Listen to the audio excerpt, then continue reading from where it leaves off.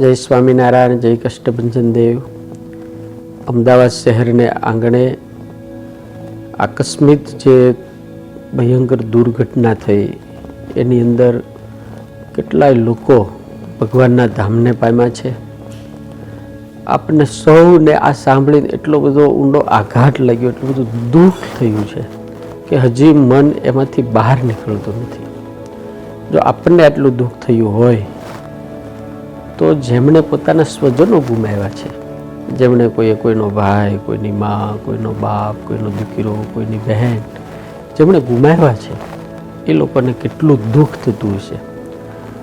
તો આવા કઠણ પરિસ્થિતિમાં, આવા દુઃખદ સમયે સમગ્ર ગુજરાત નહીં પણ સમગ્ર વિશ્વના લોકોની ભાવનાત્મક રીતે સૌ આપની સાથે છે.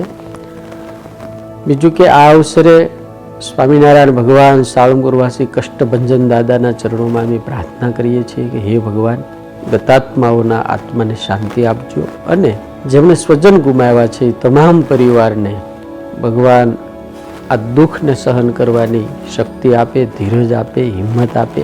અને વિશેષ કે આપણા અભૂતપૂર્વ મુખ્યમંત્રી, અતિશય લાગણીશીલ, ધર્મશીલ સ્વભાવવાળા, લોકલાડીલા વિજયભાઈ રૂપાણી પણ આની અંદર ભગવાનના ઘરે ગયા છે. તો એમના આત્માને પણ ભગવાન શાંતિ આપે અને ગુજરાત કાયમ આ વિજયભાઈ રૂપાણીનું ઋણી રહેશે. કારણ કે એમણે બહુ સારા કાર્યો કર્યા છે અને ગુજરાતની જનતાની માટે બહુ સારું ભવિષ્ય આપતા ગયા છે. તો ભગવાનને એટલી જ પ્રાર્થના, તમામ પરિવારોને ભગવાન હિંમત અને દુઃખ સહન કરવાની શક્તિ આપે.